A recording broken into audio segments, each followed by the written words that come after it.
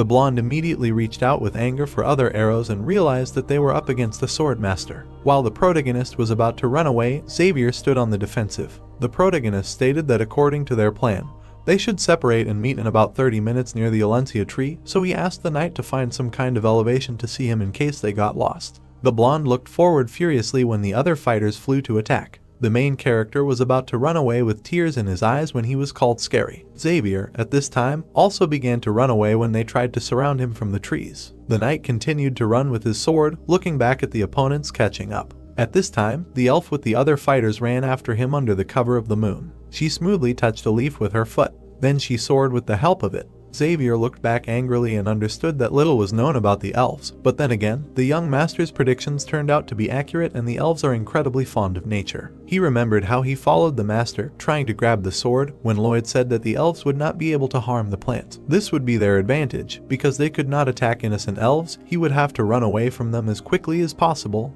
while dodging attacks. At that moment, the main character looked back and said that perhaps for some time they would be able to use their nature against the guys themselves. At this time, the elf again pulled the bowstring and arrow. Xavier furiously looked back from under his brows. He immediately pressed his body against the tree. The elf angrily lowered the bow, realizing that she could not cause harm. This arrow flew past the face of the knight, who managed to return. He deftly dodged the arrows flying past in a fighting pose. The knight immediately leaned over and started running forward from the flying arrows, because he didn't understand why they were shooting him in two directions. Xavier continued to dodge the arrow, looking back. He dodged the arrows in different directions, which stuck into the ground. He bulged his eyes furiously. He continued to run forward when black silhouettes flew behind him because they did it on purpose. At this time, Lloyd looked out from behind a bush at that very resin tree. The brown-haired man began to get his shovel, wanting to take the sprouts. A bright core of light emitted in matter. The main character began to dig up the ground with his glowing shovel because the level of resin was increased and now he would not feel tired for 20 minutes. He began to dig up the ground with quick movements, scattering it around.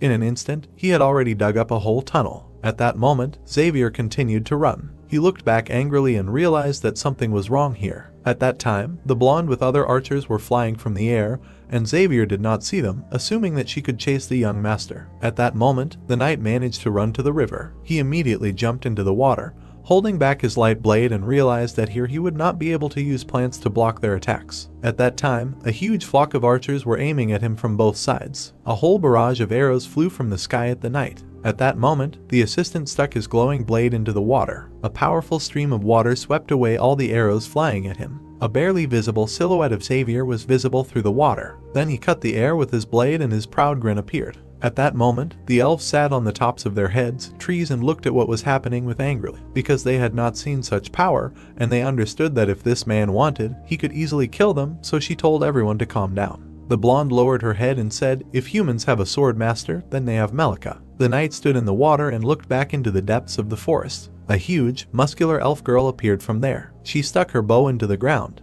Then she pulled that huge arrow, because it was the bow of the great archer dragon. Xavier pulled out his glowing blade with a tense look. The girl immediately released that huge arrow, cutting through the water. That arrow pierced the knight's glowing blade. That huge arrow pierced the knight's blade. From such a powerful onslaught, he began to fly back. He managed to land with his feet in the water. He held the blade in front of him and held back that huge arrow. The knight bloodthirstily held back that arrow with his blade. That arrow pierced the sword in a bright stream, which the knight raised above his head under the cover of the moon. He flew back slightly in a furious manner and felt this murderous power because the elf managed to parry his aura sword. He bared his teeth through his bangs with anger and realized that if he wounded even one elf, then all the other elves of this world would take revenge on him until their last breath, because their influence was much more frightening in comparison with the orcs. A whole crowd of girls pulled an arrow to help a healthy elf. The blue-haired guy pulled out his glowing blade and realized that it was almost time to meet the young master, and some elves were still sitting on his tail. Another flurry of arrows flew in the sky. Xavier pulled out his glowing blade in a fighting pose under the cover of flying arrows and tried to understand how to deal with these elves and not kill them, and how to save the young master. Melika pulled her bowstring. At this time, Xavier ran bloodthirstily to attack, swinging his glowing blade. He shot down all the arrows flying at him with green streams of aura. He continued to swing his sword, deflecting all the arrows with green light. At that moment, Melika again released a barrage of arrows from her bow. The knight opened his mouth bloodthirstily and screamed. He emitted a green stream of energy that surrounded the flying arrow. Then he furiously looked behind him, swinging his hand. He He pulled his glowing blade behind his back, removing the arrow in the form of a funnel into the sky. Then he fired this arrow back in a curved trajectory. Two huge arrows flew at each other. Their tips collided with each other. At this time, the protagonist was cutting a purple plant with a dagger. He was putting a bunch of pink shoots in his briefcase in the cave and was glad that he only needed one more of a certain size. He looked forward with his back turned when he was told to stand still. The protagonist coolly looked back. He saw how angry elven women were pulling arrows at him and were furious, telling him not to cut the roots of their precious tree. The protagonist smiled with a smirk and said ironically that he was sorry, but many people's lives depended on it. These archers continued to aim at the protagonist, who crouched, clutching the torch, because he was told not to move. Without turning his head, he looked at the torch and said that if she wanted to shoot, then let her do it. The blonde was pulling her arrow and staring at the main character. He smiled maliciously with a sarcastic face, grabbed the pot with the mandrake plant and said that he would fry this plant to a crust. The elves immediately became excited and opened their mouths in horror. The brown-haired man held a mandrake sprout and put a torch to it, while laughing maliciously, ironically asking them if they really didn't want to see the suffering of this flower. The brown-haired man, together with the plant and the torch, began to approach the elves, who began to retreat, calling him a villain, and he thanked them with irony for the compliments. The elf commander frowned furiously and called him a devil's spawn who was not popular with women. The protagonist's eyes widened in shock at this statement. He continued to look forward with a downcast gaze while the mandrake screamed. He continued to follow the tunnel closer to the elves, who were retreating back. Then all three of them pressed themselves against the wall. The protagonist continued to walk forward along the tunnel, pressing the elves closer and closer to a dead end,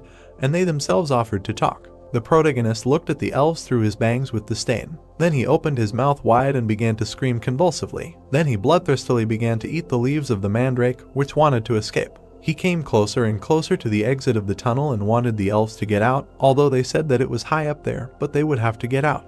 After they got out of the cave, the protagonist sat down on the ground. Then he stood up and continued chewing on the mandrake leaf, thinking that they had come out into the light of day. Now Xavier would find him easier and he should show up soon, but if others got to him first, it would be bad. Suddenly, an arrow flew past the protagonist's silhouette into the head. Well, Lloyd slightly closed his eyes, continuing to chew on the plant leaf. The commander looked back at the girl, who clutched her stomach, because she felt sick, because she was worried. Then she looked back with fury at her other friend, who saw something terrible and her anemia just let her know. Their commander told her to pull herself together, because she couldn't show weakness in front of this enemy. Suddenly, unpleasant sounds were heard from her own stomach. They all fell to their knees together and convulsively clutched their stomachs and almost vomited. The protagonist stared at them in bewilderment. He imagined an army of elf girls who were pulling their arrows, and he assumed that they must be strong and unwavering. He held the plants and began to look around, because he did not hear a single bird in the entire forest and not a single animal. It was a huge magical plant that emitted purple light,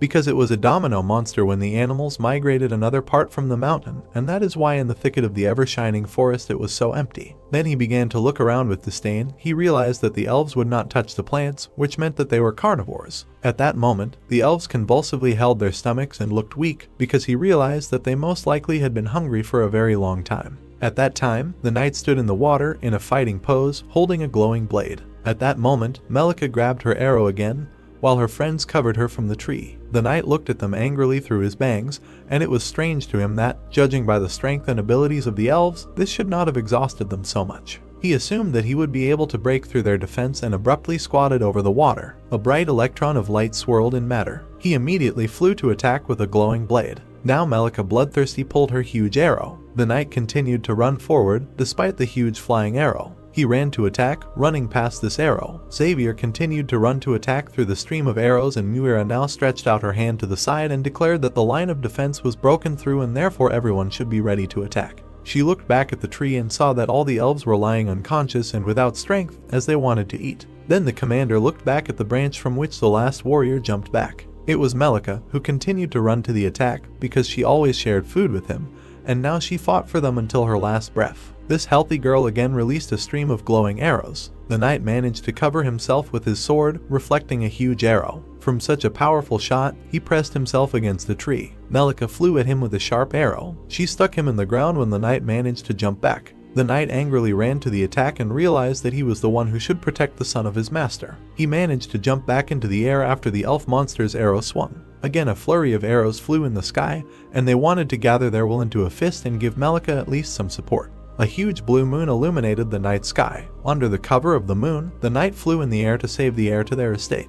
The knight jumped from the green leaf into the sky because he wanted to save Lloyd at any cost. At this time, the elves watched the events from the tree with anger and realized that the path of steps, which even they could master only after 100 years of training. Now Xavier jumped onto the tree branch. He began to run to the attack when a barrage of arrows flew after him. He jumped from branch to branch when arrows pursued him. He continued to run forward along the branch. At this time, Melika bloodthirstily pulled 2 sharp arrows. At this time, Xavier moved through the air to the Alencia tree. Xavier bloodthirstily opened his mouth and screamed to call the master. Now pieces of meat were roasting on a stone near the fire. Lloyd at this time ate with the other elves and looked back. Xavier, all sweaty, looked at the scene in bewilderment. Lloyd looked at his battered knight and asked where he had been, as if he had been to war. The knight watched as the hungry elves sat with the protagonist by the fire, and he offered them to fry a piece of meat better and try it. He said that it was pork, so it should be well fried. Then Lloyd looked back at his assistant and told him to come closer to them. A moment later, they were all sitting together by the fire where the meat was cooking, and he explained that this was his guard warrior, not a servant.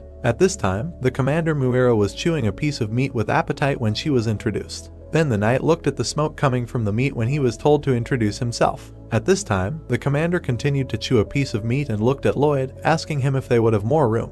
At the same time, Melika hid from behind a tree when she was asked to come out. Then she sat down next to Xavier, pressing him to the commander, who dreamed that she had been starving for months and now they could share meat with her. The brown-haired man with a spreading smile pointed his hands at the fire and said that they could eat as much as they wanted because they had stocked up well for this journey and ordered them to eat to their heart's content. At the same time, the rest of the elf army aimed at the clearing near the fire where the guys were sitting because they felt that they were still being held at gunpoint, and therefore he also suggested that they be content with meat. At this time, the elves continued to aim, but smelled the smoke of delicious meat. Then the blonde brought a fried piece of meat on a fork. Then she pressed her lips. Then the protagonist smiled from under his brows and asked about the elven men who patiently waited for their women to return from hunting.